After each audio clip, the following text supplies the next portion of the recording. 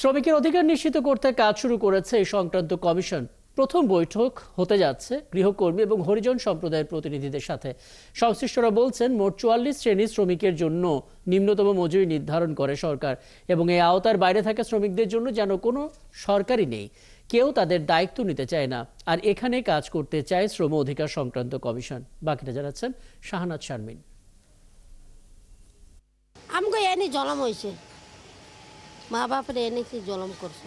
বাবা মা কাজ করতে সিটি কর্পোরেশনে, ওনারা কাজ করতে করতে মারা গেছে। তারপরে আমরা পাইছি, আমরাও কাজ করতেছি।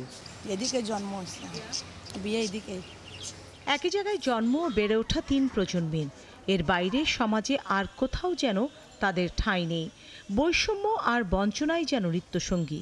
সিটি কর্পোরেশন কাজ আছে, কিন্তু অনামগ বেতন কম। আর কত কত বছর যে আমার পানির কষ্ট। বড় হয়ে কি হতে চাও? ডক্টর।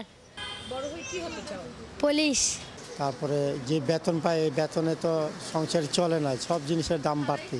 শ্রমিক অধিকার দূরে থাক, মানুষ হিসেবেই যেন স্বীকৃতি নেই গৃহকর্মীদের। গৃহ শ্রমিকদের জীবন এটা জীবন বলে না, কারণ গৃহ শ্রমিকদের কোনো স্বীকৃতি নেই, শ্রমিক হিসাবে কোনো নেই, তাদেরকে কোনো পরিচিত নাই, কোনো নাই, একটা আইডি কার্ড নাই। 17 নভেম্বর প্রজ্ঞাপন জারির পর অবশেষে শুরু হচ্ছে শ্রমিক অধিকার কমিশনের কার্যক্রম। বিকেলে প্রথম বৈঠক হবে গৃহকর্মী ও হরিজন সম্প্রদায়ের প্রতিনিধিদের সাথে। এভাবে ধাপে ধাপে সব শ্রেণীর সাথে বৈঠক করবে কমিশন। মানবাধিকার বঞ্চিত শ্রমিকদের স্বীকৃতির জন্য সুপারিশ করবেন বলে জানালেন কমিশন প্রধান। চা বাগান শ্রমিক, পরিচ্ছন্নতা কর্মী, যারা একদম শতবর্ষ যাবৎ অধিকার বঞ্চিত হয়ে পিছিয়ে আছে, তাদের অধিকারকে আমরা মানদণ্ড ধরবো। তাদেরকে যদি আমরা এগিয়ে নিতে পারি একটু, তাহলে আমরা মনে করব যে আমরা কিছুটা সফল হয়েছি। এটি হচ্ছে আমরা একটা ধরে ঠিক করেছি এবং সেই অনুযায়ী কাজ করতেছি। তিনি জানান, কমিশন সন্তুষ্ট হবে তখনই যখন বঞ্চিত শ্রমিকদের অধিকার নিশ্চিত হবে, কিছুটা হলেও উন্নত হবে তাদের জীবনমান। বঞ্চনার যে চক্রটা, এবং এই বঞ্চনা কিন্তু একটা সাধারণ বেতন না পাওয়ার বঞ্চনা না, এই বঞ্চনা হচ্ছে প্রজন্মের থেকে প্রজন্মের বঞ্চনা।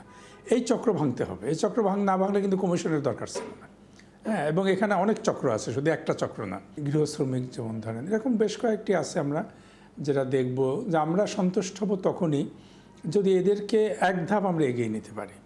যদি অধিকারের ক্ষেত্রে সন্তুষ্টি হবে যদি পুরোপুরি করা যায়, কিন্তু অ্যাটলিস্ট এক ধাপ এগোতে পারলে আমরা বুঝবো যে আমরা হাঁটা শুরু করেছি। কিছুটা দেরিতে কার্যক্রম শুরু হলেও নির্ধারিত 3 মাসের মধ্যেই চূড়ান্ত প্রতিবেদন দেওয়ার ব্যাপারে আশাবাদী কমিশন। শাহনাজ শারমিন, 71, ঢাকা।